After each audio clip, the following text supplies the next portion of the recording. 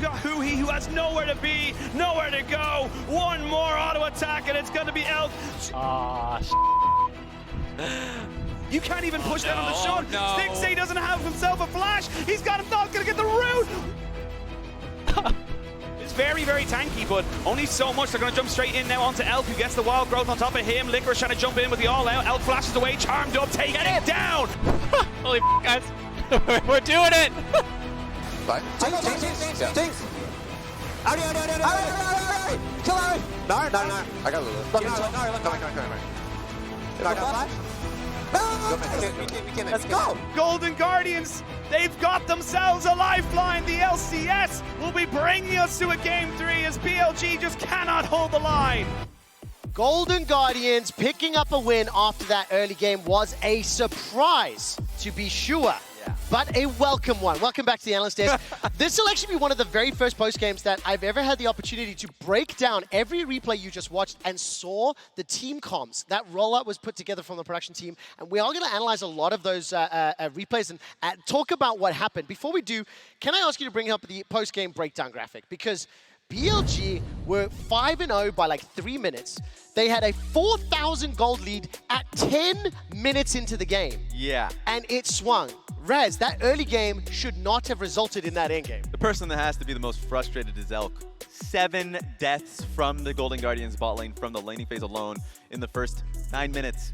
That should just be done deal. Like they had that with the Rainbow 7 series, and it was carried through Elk, and it really became difficult off of just undisciplined plays. And that's the big one, is the undisciplined plays that we saw coming through from a lot of the solo laners at times. Bin getting caught up, but also when you looked at Yagao, the 17-minute mark, they overextend, trying to find a pick in the enemy jungle, and immediately Golden Guardians jumped on top of it. And that, for me, was where we started to see that game turn, where Golden Guardians started to get control, and suddenly they were able to operate this team fight that they really liked. So we've got the big picture, right? We saw the overall graphic. We will break them one more, but just can I get some quick hits on the draft? Golden Guardians picked red. I believe it was the first time a team has picked red throughout the 3 days of MSI. The Xayah Rakan coming in, and the Gragas Yasuo. I was nervous. I was a little scared, and I had a very bad feeling about how that draft could have gone. Raz, gut reactions before we start looking at the plays?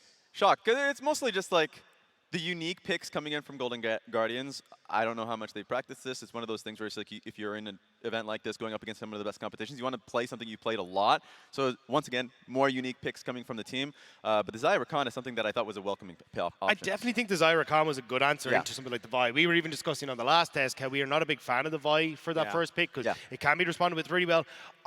Actually, once I kind of looked back, kind of retrospectively, looked at the Yasuo, I actually really liked it. It felt like a great read. You've got only Jinx who's the real damage dealer here, Nari and Anar, so as long as you can have that threat, that's going to work out perfectly. And when we actually found those team fights where you could get Hui into the back line, you had the Gragas ult there, that's where this Yasuo could come alive. So listen, I got a question for you. Who shot first in that bottom lane? Was it Elk? Was it Stixxay? Did somebody greed for plays? This is how the game started.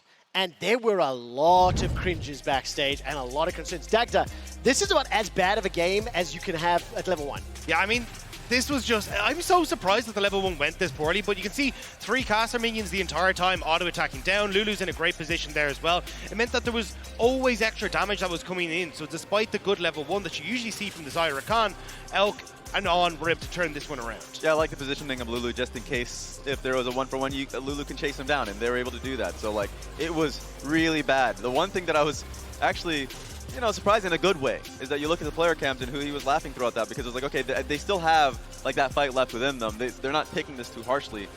So there was an angle. There was an angle, and I think that angle was a flavored one in the top lane, FLICKR. Because while all of that was going like to hell in the bottom lane, FLICKR was quietly building up a lead here. It ended up being 4-1-1 by the time we get to our next replay. Raz, at 17 minutes, this next clip comes up. Golden Guardians are down about 3K. This was the fight where then I started to have a feeling that something was going to happen. Break this down for me. Oh, right. This was great. So they end up finding a pick on towards Gragas, but the one thing that I noticed was that Licorice and Gory were actually taking a right side of the river. And so Nara's not in the fight. They straight up dive on towards Jinx, and even with the Lulu ulti, it was not enough to actually protect him. And then bought enough time for the rest of the bot lane that were coming in from base to help out in the engage. So it was like, wait a minute, I personally didn't expect the elk to die so quickly. And so I guess that set the scene for the rest of the game. And it definitely felt like a taste of things to come, because when you look at it, they were diving on towards Elk almost every single team fight that they went towards. And I think it was just, as you say, great coordination coming through from Golden Guardians to set that up, and a great read to realize how overextended this BLG side had gone. And a small thing, too, even before that, 11 minutes in, it was Rakan that found a pick on towards Yagao, and then they used that to actually go top lane and get a kill for the Cassante. So Cassante actually had a lead simply because of those plays, string of plays that came on from Yagao's pick into the top lane dive. And I think it's fair to say, even though that clip, that moment went the way of Golden Guardians, it wasn't enough to give confidence until this next replay, because this is truly where the fun begins. Dagda, I'm going to ask you to break this one down. Let's look at this Baron play and just talk me through what's happening. Yeah, initially we're going to see the Yagao ends up going over the pit, but he's not really going to be able to do too much because he actually goes in a second time and gets stuck over the wall. You've now got, again, immediate jump on towards Elk in this one to make sure that he's completely uncomfortable. They end up dealing with the Jinx, who doesn't have the GA at this stage, and now you've got half your top side, or your front line is on the top side of the fight, whereas now you just get to reposition easily as Golden Guardians and then just look to focus down people one by one as they miss position. That was really good from Licorice. Just even focusing on the fact that he did that flash WQ3 on Cassante to set up for the Yasuo ulti. So like just those things alone, just trying to find one window of opportunity to win a fight, they found that. So no one expected it. It's funny because it was like 6 a.m., 5 a.m. for the people in North America, so I was like, okay, did they go back to sleep? And no, they're wide awake for games like these. Yeah, I mean, you've got to be wide awake for Licorice when he's looking this damn good. But I think Licorice did look absolutely fantastic. But I also want to take a look at Huhi, because I think Huhi was a really outstanding player in this one. And I want to take a specific look at one of these team fights we had at the 23-minute mark. We've got about 2 minutes, so speed set on it up this. brilliantly. So I'll just hit the play button on this one anyway, and we can just lob into it whenever we're ready. But you can see initially we get this big pick coming through for BLG, and you're like, okay, 4 versus 5. This isn't going to be the best of times, but I want you to keep your eyes on Licorice, because he starts off the fight in this position. He's going to wrap around into the pit and then immediately continue that on towards Elk, who's going to be in the back line here, and it puts so much pressure then on towards Elk that you get the follow-up from the Yasuo. There we go. He immediately jumps in, and the follow-up that comes through right as this hits, you see it here. You've got Gory, who's immediately going to follow up on it. You have River, who's going to end up throwing that cask onto it to separate the fight in several different directions. So when you look at Elk, he actually ends up in a position where there's just no one around him, and you're able to easily follow up here for the rest of the team. It was beautiful. And you'd expect, especially after game 1, how every time Golden Guardians are trying to fight into the river, that BLG as a squad were there as a unit. You know, once again, Gnar wasn't there, didn't have a Gnar bar ready for it, so it was just easier to get on top of the back line. And I mean, listen, Licorice in that game, playing the Cassante, having a significantly bigger impact, able to outplay, having a huge influence along with the rest of the squad. I mean, he stood there, his power's more than doubled since the last time they met in game 1. Yeah. We're setting up for game 3. BLG have chosen blue side. What do you want to expect? We've got less than a minute and a half before we go to casters. What do Golden Guardians have to do to win once again? I'm probably going to be wrong about this. Going into this game, I thought Golden Guardians weren't going to change anything in the draft. They did. I think BLG probably shouldn't change much in the draft because they had such a sizable lead, and they're not going to go back to the draft and say, this is what was wrong with it. Never tell me the odds, okay? I don't want to know the judges. Okay. What do you think BLG have to do to win? I think for BLG is trying to find comfort. I think you play for side lanes, play towards Bin, get him onto something like the Jax, like go back to the style that was working for you, and even just have Yagao play this more, well, we've already got the Ari Facilitator style, but go back towards things like the Veigar, where you can slow down fights, control the pace of these fights, rather than having something that can be that heavy dive that we just saw from Golden Guardians. Okay, I think we are just about ready. I'm going to ask our production team to give me a single, because anybody who doubted Golden Guardians, I will find your lack of faith disturbing. This is the way Golden Guardians will take down BLG. Gotta believe her. Why did we let him on the desk on May 4th? Why did we do that? We knew what was coming. We knew what was happening. It happens every year. I blame you. I mean, you're LEC, man. I try to keep him in the cage, man, but he just finds a way out every time. Oh, that's just how it is. But what a series we've gotten ourselves so far. An incredible bounce back from the Golden Guardians. Licorice in the top lane, his praises have been sung. I mean, as deserved. We did it in the cast, they did it on the desk. Like, the man is performing crazy. Let's see if Huhi can get himself another engaged champion. Let's see if Licorice can get himself a favorable matchup. And let's see how BLG adapt. Because now, they're the one with the momentum taken out of them. They will stay on blue side, which surprised me. I feel like there was a big advantage, a big opportunity for them if they had gone to the red side, but they sit there and believe the blue side is the play. So let's see what they're playing. They banned Yasuo. There it is. They banned Yasuo. Well, that means we're going to see something left open from the side of BLG. Well, so Poppy is now left open. Yep. Diego going to be banned away. So the Poppy is the champion that's been left open for Licorice in the top lane. Maybe get the Poppy going. And again, that's kind of a good, hard-engaged champion that does similar things to the Cassante. You're going to keep the same 3 bans as Golden Guardians, the Lucian, the Annie, and the Kennen. Now BLG, see where they want to try and take this first pick. They're going to go back to the Vi, but we were only just talking before we actually came back to live, is that this just straight up opens the Xayah Rakan once again, at least the Rakan, which was just so good for Hui. Yeah, I think though that what BLG are saying is the reason why your comp works, the reason why you had all that flexibility was because the Yasuo brought it all together. It was a pretty comfortable matchup into the RE, the scaling was incredibly strong, and you always had good follow-up to complement all of the dive. Golden Guardians are saying, okay, fair. You know what, Elk? You were pretty great. We don't want you to get that jinx Well, now again. you just know that BLG is going to respond with the Aphelios, though. Nothing too crazy for him. The question is what will happen with the Rakan. I really want to see Huhi on that Rakan. On had a great Rakan performance. Huhi had the same thing.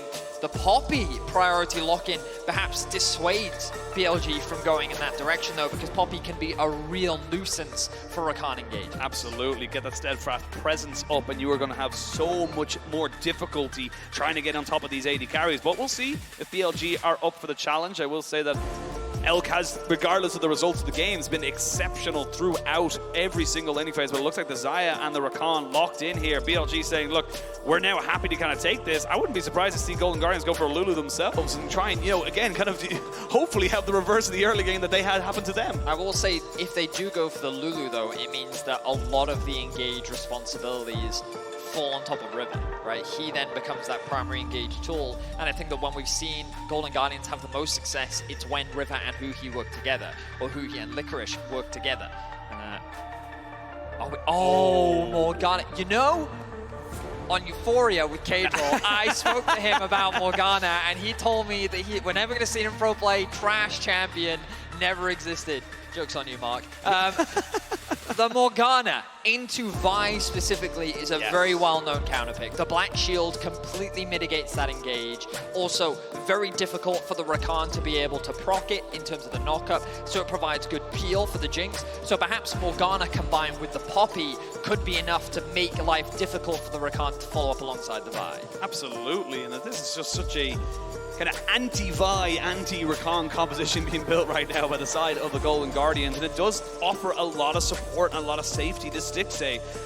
The Cassante is still banned because they're concerned about it potentially being used in the mid lane as well. I was going to say, so we're going to see them kind of still going for that as well. And Morgana can go into support. I have heard it's, you know, going back into the mid lane a little bit as well on this patch, so we'll see what way people kind of want to work with it. But at the end of it all, we're going to see Golden Guardians kind of taking away those big kind of variables, the hard engage from Yagao. He loves having those big facilitators, those things like Lissandra. He still has plenty of options, but they're getting rid of the easy ones from him and the Gwen as well from away from him. I wonder if Golden Guardians is looking at an Ahri for themselves. You know, just blind pick that one, and then they can look to complement that with a strong jungler, maybe something like a Wukong if they feel that that does make sense.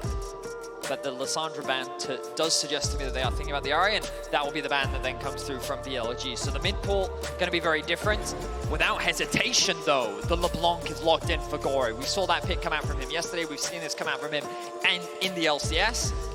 And a lot of agency is being given to him. A strong poke champion, also a lot of mobility. They're basically making it very difficult for Vi to lock anyone down. Absolutely, and even the Vi goes forward. We've seen a million times where she kind of jumps onto the LeBlanc. The LeBlanc brings her about 4 screens away from her team. So see what they want to try and answer now on the side of BLG. Yagao could take the Syndra, good laning phase there, good setup as well for the Vi, decent kind of thing. Not as strong, in, you know, in certain kind of early skirmishes as the Ahri with that kind of mid-jungle combination, but can definitely set up a good success here for BLG in that mid lane. I mean, Syndra is just a very powerful laner in complement or alongside the Vi. The Scion Hover right now for BLG. Very uncharacteristic for him when you look at his entire split this year. But we know that after the defeat to JDG, this is something he's been practicing, and it will be the Scion. How shocked are you right now? I mean, This is, as you say, something he has been absolutely spamming, and it's just like such a departure. But honestly, I like it, to be perfectly honest, coming out here from the side of BLG, because as we just mentioned a few moments ago, Elk has been the carry. Elk has been the one where you want to kind of give all your resources to. So unfortunately for Bin, he kind of has to take a sidestep to this and kind of say, look, that's just the way it is, man. You're no longer going to be our primary carry for this. We're relying on Elk, and the Scion kind of adds to that. Well, I will say, though, I think this Jarvan pick for Golden Guardians gives them a very powerful mid-jungle duo. Syndra is like many other control mages that when they don't have their flash, they are very prone to ganks. And LeBlanc, Jarvan, it's just a control mage's nightmare. Yeah, it's a lot of burst. So the second that Syndra loses her flash, she is in so much danger. And you look at the ability to roam from Golden Guardians, the fact that there's potentially so much mid pressure, I imagine it's going to be a bit of a bloodbath in the mid jungle 2 versus 2. I'm sure Golden Guardians won't fall prey to the same early game shenanigans that we saw in last game. Hope. But a lot of responsibility, once again, does fall on River. We talked about how he needs to be engaged in this composition. Jarvan is a perfect champion to be able to do that. Can also potentially lock up the Xayah to make her life difficult. Even if she uses the ultimate, she will have to invest the flash to be able to get out of that situation. But it's a typical front-to-back composition from BLG. They do have a lot of dive threats, but the follow-up isn't quite as reliable as it is with something like an Ahri, because you do have a certain range limitation on the side of the Syndra. So I really like what Golden Guardians have drafted for themselves. I think it gives them a lot of agency. I think they still have very good scaling, and I'm excited to see what they can do in Game 3. Winner moves on to the main stage to join the big dogs at MSI. The loser will have to fight their way through the lower bracket, and no one was expecting it to be BLG. We'll see if Golden Guardians can make the comeback happen, or if BLG can cement themselves at the top of this group. Well, London, we are going to a third game. Winner takes all. It's all about this one final fight on the Rift. Are you a believer in LCS? Do you believe in miracles? 30 seconds until or will BLG just take a little bump on the road towards what was an expected victory over the LCS second seed? And you can see already no shenanigans in this early stages. No one looking for anything crazy. Everyone knows that every inch can mean a mile and every mistake can mean a loss. FLICKR hesitant to face check. Some of the pings coming down from BLG. Bin going to walk out of that one. So far, just a pretty stock standard line of scrimmage. Early sweeper being picked up by On. Minions have spawned. See the runes across the board. Airy for Yagao, Electrocute for Gory, Guardian for Huhi. Sometimes you see the Airy for a little bit more poke, but this time choosing to go for a little bit more peel. The defensive option, Grass for both top laners. Nothing too crazy across the board. Pretty stock standard for what we're going to be seeing from both sides. Exciting game though. Didn't expect it to come to this. Let's see what you can do, Golden Guardians. River going to start topside, get a bit of help from FLICKR. And Jun is going to be doing the same thing, so both junglers looking to match right now. I wonder if River will do a full topside clear into a mid gank. You can already see Gory looking to get a bit of a trade happening off in the mid lane. Starting with the Corrupting Pot, very common for LeBlanc, often using health as a trading tool to be able to get advantage in the lane, already getting that early prio. We'll take a bit of poke damage from Yagao. Once. Yep. And there's the Black Shield right there. Exactly what you talked about. Just such a powerful tool to be able to keep Stixxay safe, even in those level 1s. So one of the reasons why Lux is considered a good matchup into Rakan is because you kind of know where his E is going to go, right? Because he kind of like, it's telegraphed in a sense. Oh, the flash forced out. There we go, see them there. On taking a fair chunk of damage on the back side of that one there. Level 2 is equaled out. Well, I was going to say, like, the Black Shield lands. And the Black, they're going to get so much damage. One more auto attack will be enough. He does get the heal out, but they're not going to commit anything else. Stixxay didn't have a flash to follow. Yeah, it seemed like a bit of a communication difference there. Huhi wanted to commit with the heal, but Stixxay more focused on the farm. Huhi now trying to land the binding, and River using this as an opportunity to invade. I don't know if he wants this, because Elk is already there, and River's going to realize now that he does not want to be sitting there, but he gets himself information, so they know that the Vi is on this bot side, and it's Golden Guardians this time around with a bit of an early advantage in this bot lane. Gory has so much control of the mid lane matchup that this gives River a lot of safety with push in mid and bot. River is using his priority well. He has to make sure he doesn't overstay his welcome. Good trade back from Yagao will force the passive out from Gory. As Bin continues to push in the top side of the map. Jun will not lose any of his bot side jungle camps, which means that River will have effectively wasted a little bit of time in the early game, as Stixxay now finding an opportunity to go back to base. Root does land, but Yagao getting that level 4 means that Gory doesn't want to go in with the Ignite. There was potentially a moment there. He could have maybe gone full force into it, but Licorice now being pushed in underneath his turret. Should be able to claim most of this, keep himself relevant here. And this is the thing as well, with the jungler starting on that top side, they knew straight away that this was a wet noodle fight. We're not going anywhere near top side. If you get a solo kill, great for you. We're looking towards mid and bot. That is where these next few fights are going to happen. Yeah, mid is super important for both sides. Ideally, you want to try and snowball this LeBlanc, get as many kills as possible in the early game. It gives her so much agency in the 1v1 matchup. LeBlanc did receive some buffs not that long ago, which also improved her wave clear with the additional damage that the Q now also does. Gory had to be careful though, of course, not running the TP. He's in fact running the Ignite, meaning he had to take a back, which gave him a window to not lose too much farm. Yagao choosing not to commit the TP himself. The wave is in a decent spot. Golden Guardians, this is a dangerous window here because they know that Gory has no TP and they're threatening a dive. Jarvan being spotted on the top side. Yeah, they know it's a 3v2 at the best. There's going to be the Black Shield coming in on, not quite taking the aggro just yet. Stixay will go down. First blood for BLG, who he's still underneath the tower here. They reset the aggro. It's not going to be On who has to take it, though. It has to go down onto Shun straight away. They're wasting a lot of time. They finally go in on top of it. He flashes away, but he shall not escape. Nice little bit of extra healing onto Shun means they get themselves a clean 2 kills on the bot side. And so much farm is lost for the Golden Guardians bot lane, and this is one of the disadvantages of not running that TP. Gory couldn't actually match in the bot side of the map. Licorice didn't really have the health bars. Elk secures himself another plate and gets to sync up that back alongside his support. Will grab the boots, and already the bot lane being set up for success. Great play from BLG.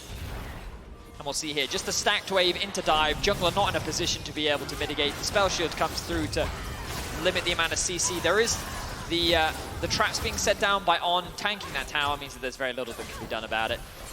And you'll see here from who he throws out the binding to try and keep Shun locked up underneath the tower. But it is On that ends up tanking it, which means that Jun doesn't get trapped underneath the tower and there's no way for the trade back. So overall, just a very clean dive from BLG, and now once again, a massive advantage gain in the bot side of the map. Oh, flash forward, unleash power! But not enough to take down Gory. That was just a great opportunistic move there from Yagao, recognizing he hit the level 6 first. A really good punish from Yagao. The problem is Yagao did commit the flash. Yeah. We talked about how important that flash is in this matchup, specifically the amount of setup that you have with the LeBlanc Jarvan is terrifying. River goes for a bit of a trade, but here is Jun to cover. Good positioning from Jun, recognizing that that wave needs to be pushed in. Shun and Yagao could have come up here to try and help out Bin. Bin does have the ultimate, actually used the ultimate. It's going to be the Keeper's verdict. Licorice should be fine. That's the Poppy keeping herself relevant and safe in that top lane. River doing a good job of holding that wave in mid as well, so that Gory doesn't lose too much still. Well, there we are, level 6 now ticked over. River has his eyes on bot lane. Oh, they're going to fully commit here because they know Stixay doesn't have his flash yet, and he just wasn't in a position to protect his AD carry. It's looking very similar to game number 2 now. Elk and On just very much winning that 2v2. Yeah, they get themselves the Xayah Rakan. They know how powerful it is for the 2 versus 2, and they are just dominating right now. Really well played from BLG. And now they've built themselves a 2k gold lead already. Bin getting big advantages top as well. That buckler going wide as well. It's a unfortunate movement there. Licorice needs to be very aware that he can't take too many of those trades there as Dragon gets secured by BLG. They look to try and see them go for something in this bot side again. They want Shun, who's not too far away from 6. They could look for a dive. Just to say, only level 4. Golden Guardians bot lane once again find themselves in a very difficult position. They have to do what they can to claw their way back into the game. Licorice doesn't quite have the same agency that he had on the K'Sante, and so far this mid matchup hasn't really gone that way in the favor of Golden Guardians. I really want to see them try and leverage this advantage of a flashless Yagao. But for the time being, Yagao just playing safe, doing what he can to mitigate the damage. And overall looking very solid in the mid matchup. River once again hovering around top. Sees an opportunity here maybe, but Bin has the flash. And even if he gets a kill, I don't really think it matters a huge amount in the grand scheme of the game. We'll clear out his topside camps, but with Herald spawning soon, that might be the next objective that both teams play for. Yeah, On spotted off by a ward in the top half of this mid lane River. But again, it's just all BLG kind of having control, very similar to game number 1, but definitely feeling a little bit more suffocating right now. And again, it's kind of the thing, the Vic the Morgana, it's a great kind of disengaged thing, but we talked about this. what was so good about Huhi in the first series they played. And now this one, it was engages, and you're kind of not really got that now from Huhi. He's on an Enchanter again, which is just something that doesn't feel as natural for him to kind of pop off on. He's very much relying on the rest of his team to be able to kind of utilize his utility to make those plays. Again, a lot of the responsibility is going to fall on River's shoulders to find those engages. He's hovering around mid, has the ultimate. That's one of those situations where, in my head, with Yagao having no flash, why not just commit to that play? I guess they're concerned about where Jun is on the map, and they're worried about whether or not they'd actually be able to win out in the skirmish. But yeah, right now, Golden Guardians not really finding much in the early game. Down about 2.5k gold, a lot of that on the bot side of the map. Elk, I'm sure there's some crazy stat about how many plates he's been able to get for himself so far in the tournament. 1,200 gold is the difference. Oh, a bit of an actual CS gold. Oh, here we are. Looking for something in that mid lane there. Gory going to go straight back and get the Unleashed power thrown onto him, but he is just fine. Shun not really able to land those CC cleanly, and now River maybe thinking about going for a bit of an engage here. They will not get the black shield or the black binding down. They're trying to see if they can maybe go for something else here. The Jinx rocket goes on. Shun still ticking down and will finally go down in favor of Gory. Golden Guardians find themselves finally on the board. So Golden Guardians are able to make a play happen. They punish Jun, who committed so much to trying to get that kill onto Gory. And the good news for them is Gory actually picks up the kill with the Ignite as well. So small advantage gains back for them. Can they now look for a pick onto Elk? No, they cannot. Huhi in danger. Black Shield doing a hell of a lot of work there. He gets caught out by even the smallest bit of CC. He is dead to rights. So Huhi being a bit more risky right now, trying to see if he can be a bit more of a nuisance, keeping On's vision as defensive as possible. At the moment, it's still BLG kind of coming forward, looking for those fights, being the aggressors, and honestly, it was only just because they had a little bit of a whoopsie in that mid lane that Shun ended up getting caught out. Keep my eyes on Licorice here. He's moving into the fog of war. Shun is here. Deep vision, or maybe wants to group up with his team. It's like for now, it's just it's a threat of a dive. It sticks it completely alone right now. Yeah, and there's the Herald. 5 plates once again going to Elk. I feel like that this is just an expectation so far. As BLG do a great job of funneling Elk and trusting him to be the big carry for BLG. Continues to snowball this lead. They're going to push this Herald all the way into the tier 2 bot. There's only FLICKR left alone. Level 9 about to be ticked over for Elk as well. He's on the same XP as Gory. He's higher XP than Yagao is. Ultimate. Ridiculous. They're going to try and commit here onto River. They will not get the charm off in time, but they will get the knock up afterwards, and that's just as easy as you like. Shun picking that one up there. Gory trying to trade back just a little bit, but this is BLG coming in and playing for business. They know they have a job to do, and they know they have to do it cleanly. Yeah, they're taking their time. They're playing very patiently. A bit of poke coming out from Gory to interrupt the recalls, but the damage being done right now. Once again, a great pick coming out from BLG. Caught River completely unawares, no flash available. Means that the collapse with the combined CC, and they waited for the EQ as well before On then committed to the knockup. And they were able to find themselves another pick. The back comes through. Gale Force now secured for Elk. And look, if you're an LCS fan, if you're a Golden Guardian fan, don't be worried, you're chilling. This is your comfort zone. 4,000 gold behind, bot lane, not really doing the greatest. They're picking up a second dragon. I mean, it's not too dissimilar to what we saw in game number 2, but circumstances are very different. What you have available to you is very different, and I feel like that's going to be the big difference maker coming down to game number 3. It feels like BLG taking away that Yasuo in the draft phase did make a huge dent in what Golden Guardians could do to kind of, you know, get those big team fights victories for them. It certainly felt like it been as well, having so much more control in this top lane matchup. The Poppy comfort pick coming out for Licorice, but it's been securing plate after plate. The Scion doing very well in the 1v1. And now look at BLG looking to find a pick. Heads they don't into have a comment though. Yeah, they didn't have a comment. That was the weird thing there. They actually had no way of knowing that that was going to happen when they did that, but BLG do end up kind of pushing themselves back. Recognizing they have been spotted. They push in mid. with their bot lane rotating over. They're going to send Yagao to bot. He's actually going to commit the TP to catch that wave. After securing that tower, the easy thing for Yagao to do is just clear the waves. Ultimate invested. Gonna try and get the flash out of Elk, but he hasn't had to use it just yet. Uses his cleanse as an ignite came out onto River. Good heal comes in. Elk goes into the Feather Storm. They're trying to jump onto him. Elk has gone down. They're moving now onto On. They're getting the resets. There comes the Scion train, but Stixace tries to sidestep it. The Black Shields is a little bit too little too late. He's trying to burn down onto Shun, but he shall not get it. The clone from Gory will go down, but after it, it ends up being a 2-for-1 trade in favor of Golden Guardians. Golden Guardians finding a nice fight in the mid lane, but what can BLG get off the back of it? Because they have the health advantage, they have the numbers advantage, they're going to get themselves a few more plates. So even though Golden Guardians found at the very least something back, BLG, I still feel overall walk away the victors. Of course, I didn't notice top lane, FLICKR securing himself a couple plates, so that's definitely going to help in the gold department. But overall, good fight from Golden Guardians. They committed onto shutting down Elk with the ultimate from the jump very early on. Tried to force his ultimate out, but he was very patient. Didn't want to get too scared. FLICKR, I think he should be able to walk out of this one, right? Should be fine. Pretty long cooldown these early levels on the Scatter of the Week, but maybe he wants to go for a bit of a fight afterwards. But like you said, looking at this one here, it's still a good win for Golden Guardians to get some gold on the Stixace. So Gory is coming in from the River and wants to create this flank. So River commits the ultimate first, has the EQ to get out, but the ultimate just doesn't come out from Elk. He holds his ground. He knows that he's confident with On right there. He tries to get a kill, but the heal onto River keeps him alive.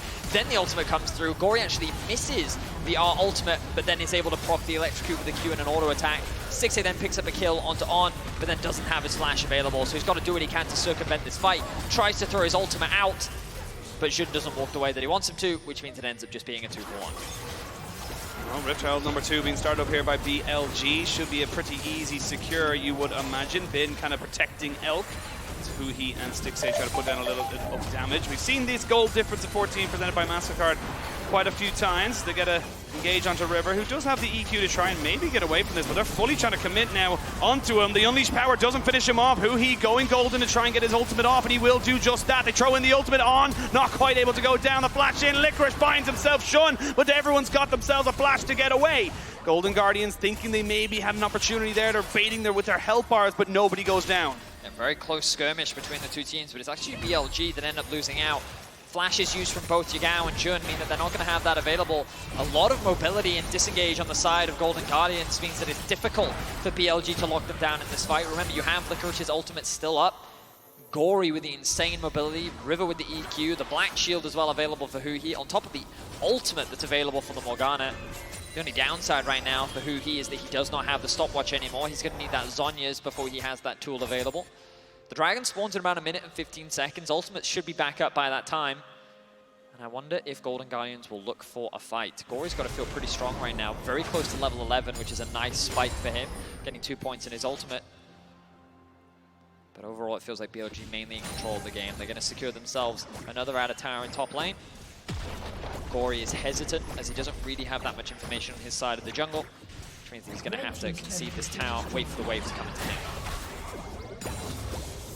And even though nobody goes down, like you said, it was just kind of BLG with the health bar advantages. They didn't need to go for a full reset. They could get everyone else onto those side lanes and kind of create that pressure. And seeing it a couple of times now, this mid lane just kind of being left to the wayside a little bit by Golden Guardians. They're kind of trying to cover all their side options for the moment, but 40 CS lead between Elk and Stixace. It's just been kind of the Elk show for BLG for so long of this MSI campaign so far. But Game 2 has taught us anything, is that all it takes is 1 or 2 good little picks here from Golden Guardians to bring themselves back. BLG not infallible in those situations. Certainly true. Dragon up for 10 seconds. Golden Guardians actually have access to the River first. Gory is a little bit late to the party. Ideally, you want him sitting in Fog of War, throwing out Poke. The Herald used to secure this tower. BLG doing the smart thing. Making sure they have Prio and mid on. Still gets rooted up, I think, by the traps. No, he got hit by the Dark Binding. Did he really? Yeah, as he went back to the Vi, he got hit by the Dark Binding. But now, you see the Scion engaged, not really going to land onto anybody. EQ was denied as Licorice finds himself on the backside, puts down the stat Fred's presence, and they jump onto Elk. But River is now already dead. You've lost your front line, and nobody from BLG has gone down. The idea was good from Golden Guardians, but their carries couldn't put in the damage. Bin acting as such an effective front line. Stixace just could not get through him. Elk did take a lot of damage with the combined dive coming out from River, Licorice, and Gory, but it's not quite to the same effect as their composition from last game. Yagao, see danger here, nice sidestep. On his happy feet, he will get stunned up, but will they commit to him? That is the question. They will look for him there. There's the Unleash power. After he uses the stopwatch, we're going to see On just kind of going in. Two-man scatter the weak. Means that Stixay's got nowhere to go, and he's going to fall down. This is Golden Guardians falling apart a little bit. They thought they had an opportunity, but the door gets shut on their foot. Yeah, an overcommitment there from Golden Guardians means that BLG secure themselves another pick. And BLG really starting to run away with this game. You can see how their composition is very straightforward to execute front to back. And Golden Guardians just don't have the threats to get through Bin. Full tank Scion acting as a wall between him and Elk. Something that he couldn't provide last game, he's able to effectively provide here. So Licorice sitting on the flank in the river. It's Bin that starts the engage off, does what he can. It's actually, well, it's the Syndra that gets knocked out of the fight. So they create a 4 versus 5 initially, but look at Elk. Gets committed onto by River, but the rest of the follow-up just isn't there. Gory does what he can, but he doesn't quite have the damage to secure the kill. No, this is what we're going to see from these fights moving forward. Unless Stixay gets to a point where he can deal with this front line of BLG, it's just going to be the Elk show from start to finish. He's got the Navori quick blades now, so getting extra cooldown there on his abilities with every crit he hits, so it'll be even more difficult to try and bring him down. And it's just so much harder. Again, like you think about the last game, the reason why the Yasuo was so impactful was that when you had got the, you know, the Gragas from River getting in, it didn't matter where Gory was, he could get within range with that ultimate, get that range kind of going for it. But now River caught out in his own jungle a little bit. They will jump onto Elk just very quickly and try and burn him down, but they don't have the damage. Elk finally getting to go up into his ultimate, but he's taken out. They've killed off the AD carry of BLG, but Stixay trying to see if he can get away from Yagao. He cannot. It's a trade of 1-for-1. Huhi trying to see if he can survive as the Rakan is the next one to fall. It's support for support. Finally, River will go down. Licorice is on the backside here. Yagao not quite able to get killed. Yes, he will. The turret helps out his team a little bit. Licorice is in a lot of trouble, though, as they try to use a little bit more damage. Gets Shun over the wall, and he gets the kill as well. Shun finally cleaning up this fight for BLG as they fight between the turrets. Wow, BLG walk away the victors once more. Another massive team fight in the top side jungle. As Golden Guardians, they're able to get that initial pick onto Elk, but it costs them so much. And this top jungle duo, they're just a menace. It feels like that they're unkillable with the damage threat that exists on Golden Guardians right now. You can see this starts off with BLG just moving into the topside jungle. They find a little skirmish, they commit onto River initially, then the binding lands onto Elk, the chain CC is good. The ultimate comes through from River, but like the damage is great from Golden Guardians. They start off the fight great, but this TP from Yagao completely silencing Stixay from the fight means that he doesn't really get to follow up at any further resets. And with him gone, your then only real damage threat is Gory, which then gives so much space for BLG to just devastate this fight. And Yagao does so much work chipping away at Gory's health bar as Jun and Bin are giving the freedom to decimate Golden Guardians. You see as well, Licorice just kind of finding himself on the backside. It's good, but is getting that Keeper's Verdict. I feel like it has to be on the Scion. It has to be on the front line to make sure that the Stixay can kind of plant his feet and do significant damage. We will see BLG now kind of threatening around this Baron side of the pit. It's just so hard for Golden Guardians to walk up, even with a little bit of vision control they know they can't defend it. Bin forcing Golden Guardians back by himself, escorting his wave up, gives BLG so much control over the top side of the map, and I think this is consistent from what we see in River in danger. River is in danger, and he's going to get jumped on as well. Gets hit up by the Scion. There's just nothing he can really do, and that's a Baron. That is probably a Baron. A big overstep there from River, trying to contest vision that just didn't belong to him, and this top side of the map completely belongs to BLG. They know that there's no threat of a steal. On doing what he can to zone Golden Guardians away. But this looks like an easy objective secure for BLG. Yeah, you got no sneaky spellbook smite to come out here right now. Maybe Gory's burst could be enough. It could be, but I'm not an optimist. I'm a little bit of a glass half empty here for the Golden Guardians as BLG look to try and secure themselves a big purple worm. We will see the Keeper's Verdict come out. They tried to go for a bit of a cheeky play. I like it. They did get the jungler not away, so he's going to be able to pick that one up. That's a fairly easy smite secured there from the side of BLG. And at 22.5 minutes, they've got a Baron buff to help them push in these waves. That they do. And you can feel how BLG are just slowly suffocating the the enthusiasm and the hype away from Golden Guardians after what was a momentous comeback victory in Game 2. BLG have played this game calm, collected, controlled. They play through their bot lane spectacularly. Bin has had so much more control over Licorice in the topside matchup, and they've used their agency once again to just maintain this control over the river. They don't allow Golden Guardians access into the halfway point in the map, and they're looking for another pick. Licorice isolated in the bot lane. They know how big of a carry you were in game number 1. They do not want it to happen, or sorry, in game number 2, and they do not want it to happen here in game number 3. They're throwing everything at Licorice in the top side. This one feels a little personal as they get down the Golden Guardians top laner, and they are going to continue their push now in this bot side. Now with the Baron buff, they're looking to try and already break into the base of Golden Guardians. They don't really have much of a wave to work with, so BLG will have to wait. Yagao is escorting one in the mid lane. Both waves should connect with the tower at about the same time.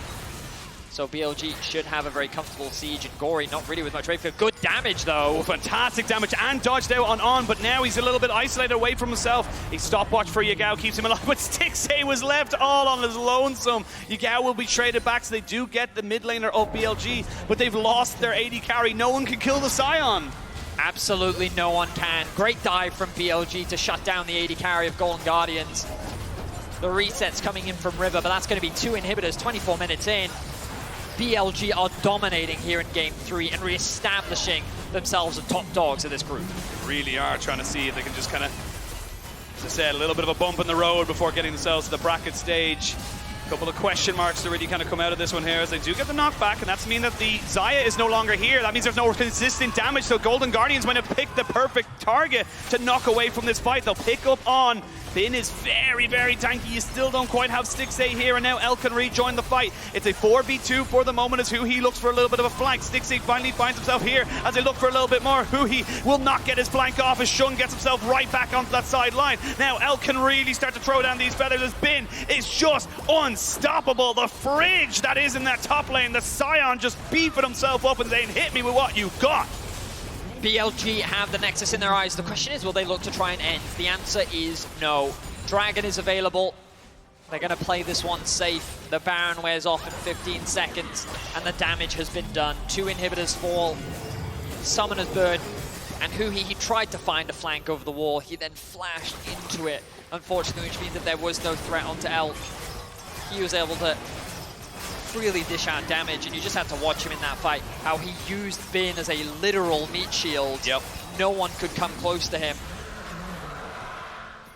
BLG have just dominated from start to finish. Golden Guardians, they've showcased some very promising stuff, and I'm sure that going into the lower bracket, whether it be G2 or PSG, this will be a team that you have to take caution when going up against.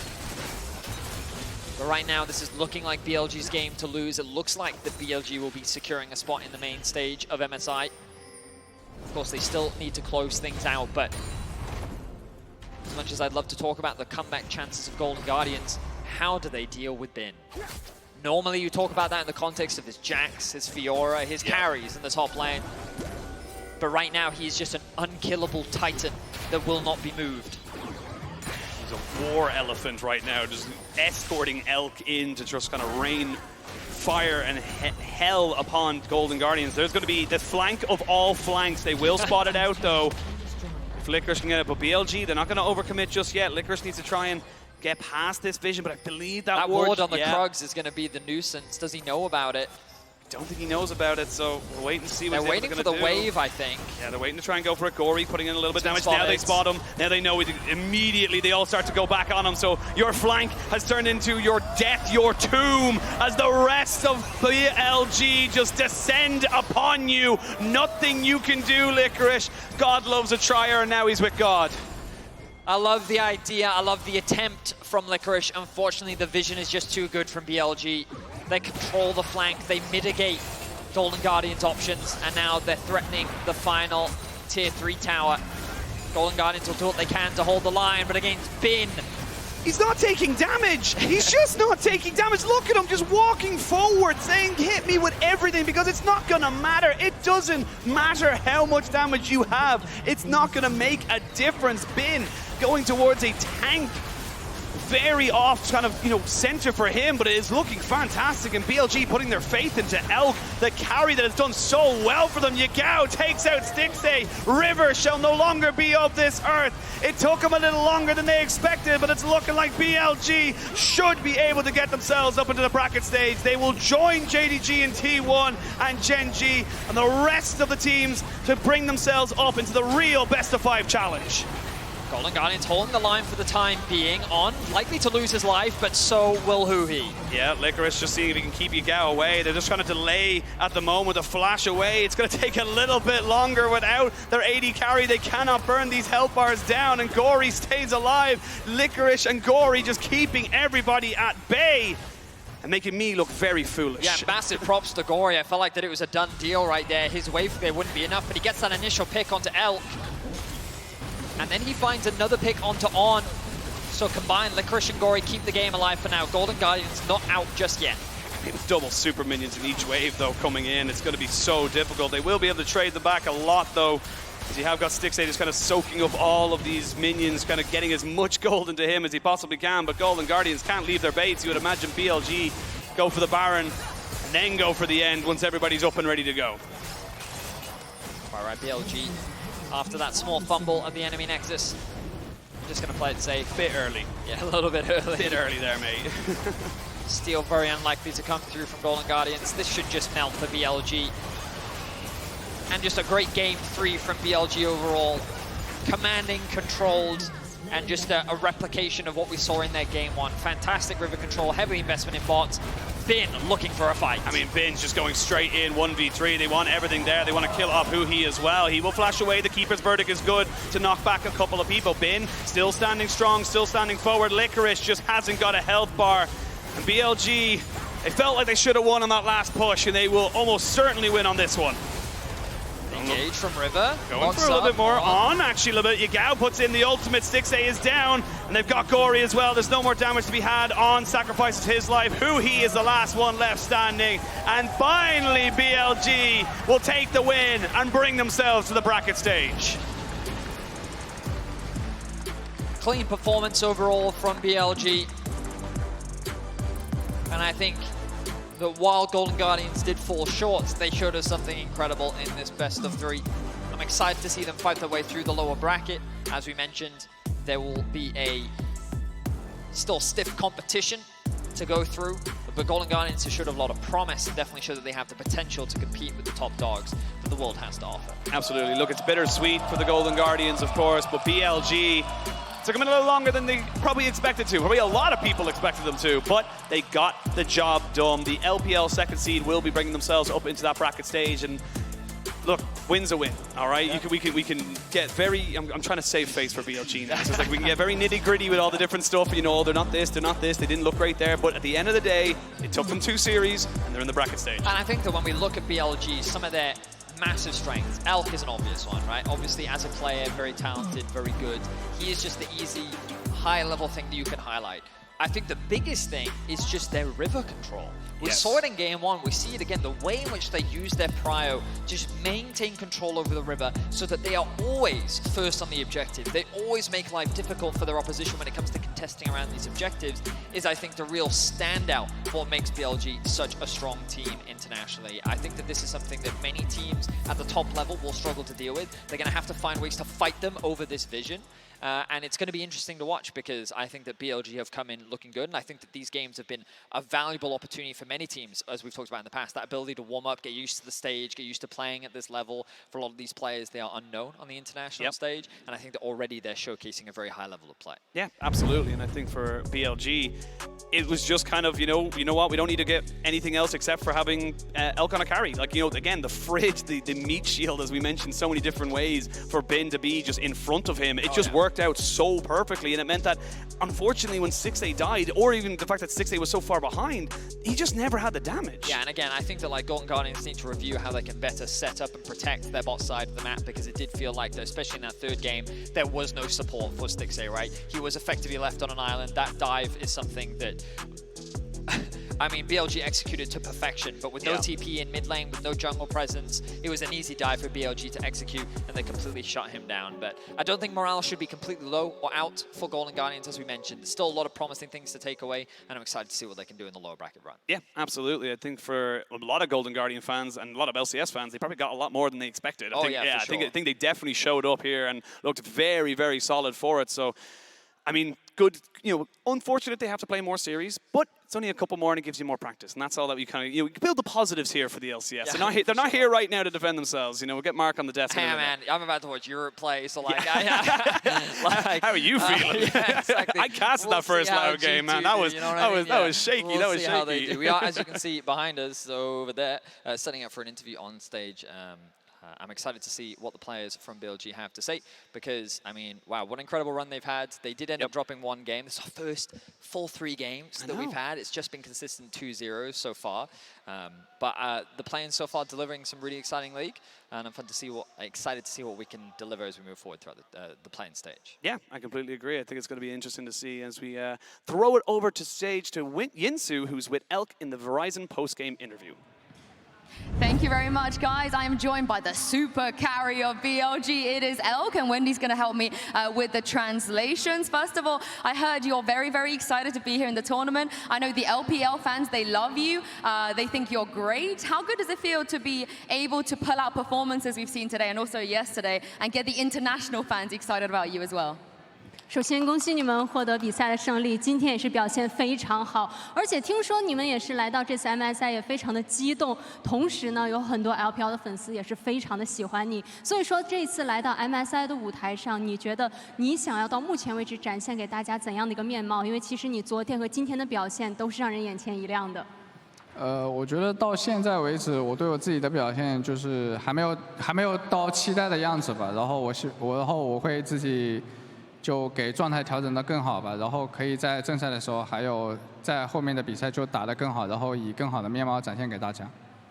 To be honest, I'm not that satisfied with my performance till now. It didn't reach my expectation, so I'm going to try to adjust a bit and try to level up my performance to maintain a very good momentum. And also in the following games, especially the games in the main stage, I would like to try my best to show you guys a great performance. Gotta give the other teams a chance, I feel like. Now, game 2 in your bot lane, you guys had such a big advantage early. Would you be able to tell me a little bit as to why you didn't manage to win the game through that method? 那其实也想问一下关于第2局的内容。其实第2局的前期，你们在下路是建立了非常大的优势，但是也比较遗憾、比较可惜，没有能够拿下胜利。或许觉得可能哪里出现了一些小小的问题呢？就是第2把有点浪了吧，然后死的有点多了，然后当时中期的节奏也没有把握好吧，然后导致了就被翻盘嘛。对。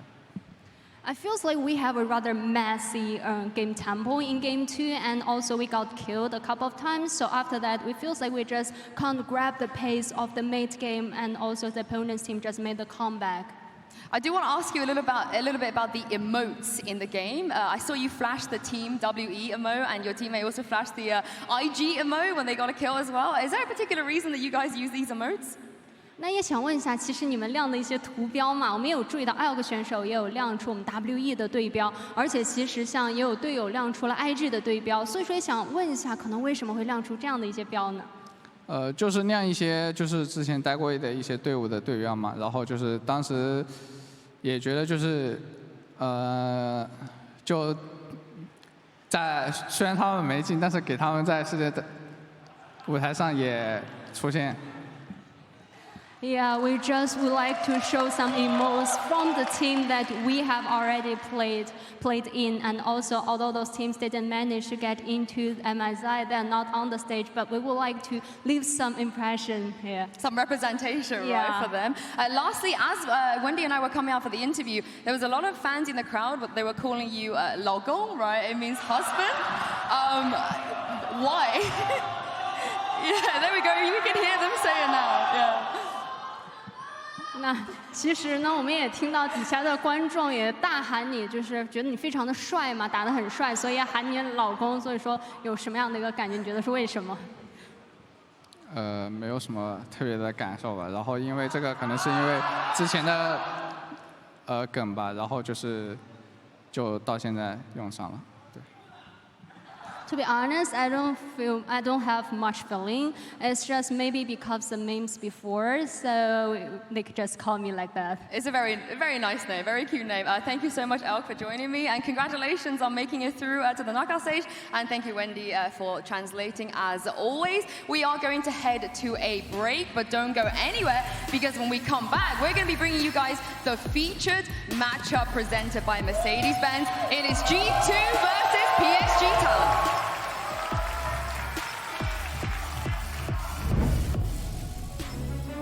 Our Mercedes featured matchup today is PSG versus G2. Did not seem that convincing. They were close to losing the second game. They're gonna be for sure a hard team. I don't think any team is bad here, but I think we should have the edge over them. Quieting some of the doubts that plagued the old kings of the LEC, they showed that they are still in international form. The Handsam are still doing it. Broken blade. They're all bleeding, and G2 find their fight, but it's G2 who finish. Facing them today is PSG Talent, who similarly started MSI with a bang by dominating DFM on the first day, with Waco's Aphelios carrying this team to their first win at MSI. Yuma wants to chase them down. The charm is there. A double for Waco. 我们会全力以赴，然后一样会2比0你们。 Now we get to see who drops the first game between these two dominant teams with such high expectations on their heads, and who will reign supreme between EMEA and the PCS.